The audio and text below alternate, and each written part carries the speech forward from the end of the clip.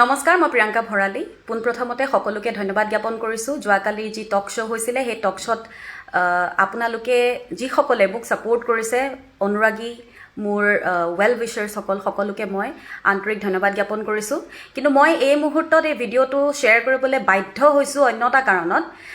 যোৱাকালিৰ অনুষ্ঠানটো শেষ হোৱাৰ পিছত আমাৰ প্ৰাগ নিউজৰ MD সঞ্জীৱ নাৰায়ণ ডাঙৰীয়াই আমাক অনুষ্ঠানটো হৈ যোৱাৰ পিছত বিশেষভাৱে তেখেতে মোক ব্যক্তিগতভাৱে মোক কৈছিলে যে যি হ'ল তুমি তোমাৰ ক'বলগীয়াখিনি ক'লা, আমাক পাৰ্চনেলি তুমিও বেয়া নাপাবা আৰু আশা কৰোঁ তুমিও আমাক বেয়া নোপোৱা। ময়ো ক'লোঁ যে মই বেয়া পাবলগীয়া কথা যিখিনি আছিলে মই তাৰ কাৰণে মই উত্তৰ দিবলৈ আহিলোঁ, ক'লোঁ।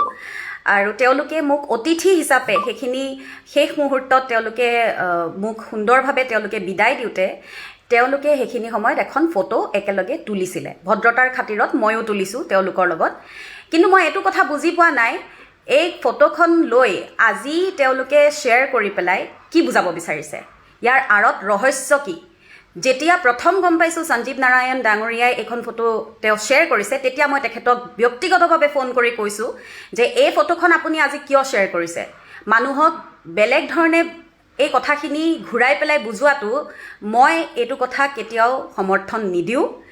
ফটো এখন তুলি পেলাই তেওঁ আজি সেইখন ফটো শ্বেয়াৰ কৰাটো মই ভাল পোৱা নাই। গতিকে মই তেখেতক ব্যক্তিগতভাৱে সেইটো কথা প্ৰশ্ন কৰিলোঁ। তেখেতে তেতিয়া ক'লে হ'ব মই এখন ফটো গুচাই দিম। কিন্তু ইতিমধ্যে সেইখন ফটো কেইজনমান ব্যক্তিয়ে শ্বেয়াৰ কৰি আছে। যিসকলে শ্বেয়াৰ কৰি আছে মই ভালকৈ আপোনালোকক জনাবলৈ বিচাৰিছোঁ, মোৰ নিচিনা সাধাৰণ গায়িকা এগৰাকীৰ প্ৰয়োজনো নাই বুজাবুজি কৰিবৰ কাৰণে। আমি কষ্ট কৰি উঠা মানুহ, কষ্ট কৰি যাম। নাই আগতে বুজাবুজি কৰিছিলোঁ, নাই কৰি আছোঁ, নাই কৰিম ভৱিষ্যতলৈ। আৰু ব্যক্তিগতভাৱে মই মোৰ ফালৰ পৰা সম্পূৰ্ণভাৱে আপোনালোকক জনাই দিছোঁ, বিশেষকৈ সঞ্জীৱ নাৰায়ণ ডাঙৰীয়া আৰু প্ৰাগ নিউজক মই জনাইছোঁ, আপোনাক বিশেষকৈ সঞ্জীৱ দা মই যথেষ্ট সন্মান কৰোঁ আগৰ পৰাই। আপোনাৰ লগত কথাটো বেলেগ, কিন্তু দেৱজিৎ ভূঞা ডাঙৰীয়াৰ লগত মোৰ যিখিনি কথা আছিলে সেইখিনি সম্পূৰ্ণভাৱে মই মুকলিকৈ ক'লোঁ।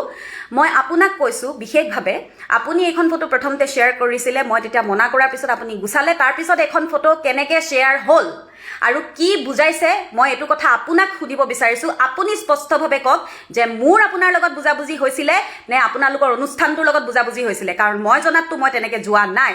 গতিকে আপুনি আৰু আপোনাৰ প্ৰাগ নিউজৰ সেই ব্যক্তিসকলক মই সুধিব বিচাৰিছোঁ, আপোনালোকে স্পষ্টভাৱে এইখিনি সম্পূৰ্ণভাৱে মানুহক মুকলিকৈ কওক। আৰু মোৰ বুজাবুজি কেতিয়াও আপোনালোকৰ লগত নাছিল, কাৰো লগত নাছিল, নাই এতিয়া আছে, নাই আগলৈ হ'ব।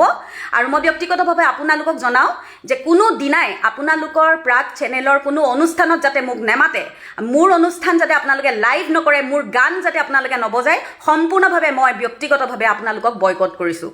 ধন্যবাদ।